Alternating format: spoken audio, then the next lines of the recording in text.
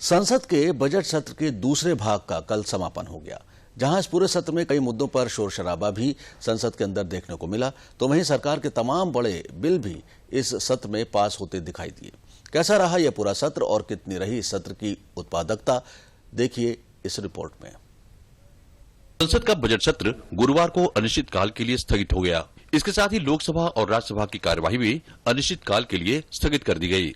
संसद का बजट सत्र 31 जनवरी को शुरू हुआ था और यह 2 चरणों में आयोजित किया गया था। पहले चरण के तहत संसद के दोनों सदनों की कार्यवाही राष्ट्रपति के अभिभाषण के साथ 31 जनवरी को शुरू हुई, जो 11 फरवरी तक चली। वहीं बजट सत्र का दूसरा चरण 14 मार्च से शुरू हुआ था और निर्धारित कार्यक्रम के अनुसार इसे 8 अप्रैल तक चलाया जाना था, लेकिन अब बजट सत्र का समापन एक दिन पहले गुरुवार को ही कर दिया गया। गुरुवार को सुबह लोकसभा की कार्यवाही शुरू होने पर लोकसभा अध्यक्ष ओम बिरला ने कहा कि सत्र के दौरान सदन की बैठकें लगभग 177 घंटे 50 मिनट तक चली। इस दौरान 182 तारांकित प्रश्नों के उत्तर दिए गए, जबकि लोकसभा के इस 8वें सत्र में सदन की कार्य उत्पादकता 129% रही।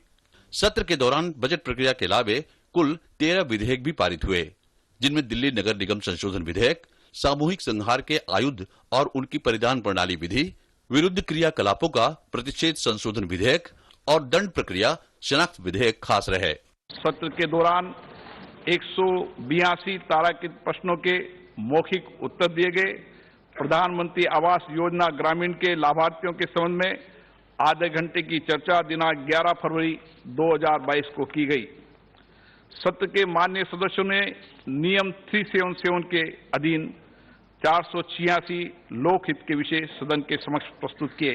बाद में संवाददाताओं से बातचीत के दौरान लोकसभा अध्यक्ष ने कहा कि हम 2023 तक देश के सभी विधानमंडल की कार्यवाही को एक पटल पर ला देंगे। 7वीं लोकसभा तक मेटा डेटा के आधार पर, अन्य विषय और नाम के आधार पर आपको सारी कार्रवाई मिल जाए, इसका काम भी चल रहा है और मुझे लगता है कि 2023 तक इसके कार्य पूर्ण हो जाएंगे, जिससे देश का व्यक्ति कभी भी किसी भी वर्ष की डिबेट और चर्चा को देख पाएगा। हंगामे के कारण सभापति एम वेंकैया नायडू अपना पारंपरिक समापन संबोधन भी नहीं दे सके। आवश्यक दस्तावेज सदन के पटल पर रखे जाने के बाद सभापति नायडू ने जैसे ही शून्यकाल आरंभ कराया, कांग्रेस और शिवसेना सहित अन्य विपक्षी दलों के सदस्यों ने किसी घोटाले का उल्लेख करते हुए हंगामा शुरू कर दिया। सभापति ने हंगामा कर रहे सदस्यों से कहा कि आज बजट सत्र का आखिरी दिन है।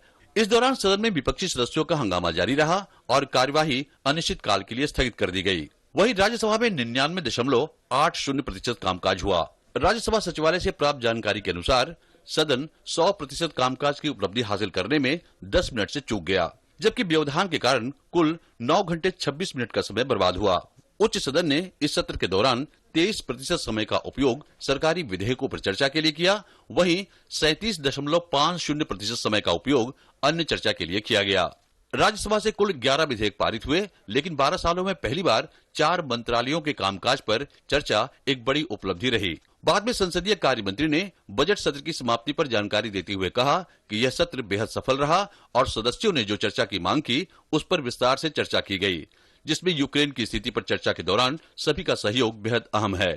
Whatever was demanded by the opposition, all were discussed in Lok Sabha as well as Rajya Sabha. In Rajya Sabha, first time, the working of the ministries on development of Northeast region, tribal affairs, railways are discussed, and the Ministry of Labour and Employment are also discussed, but could not able to reply. And remaining all replies together, they were गिलिटिन करके हमने 25 मार्च को हमने conclude किया था। स्थगन के बाद प्रधानमंत्री नरेंद्र मोदी, रक्षा मंत्री राजनाथ सिंह, संसदीय कार्य मंत्री प्रहलाद जोशी सहित कई राजनीतिक दलों के प्रमुख, सदन के नेता लोकसभा अध्यक्ष से उनके कक्ष में जाकर मुलाकात की। कांग्रेस की अंतरिम अध्यक्ष सोनिया गांधी भी स्पीकर से मिलने पहुंची।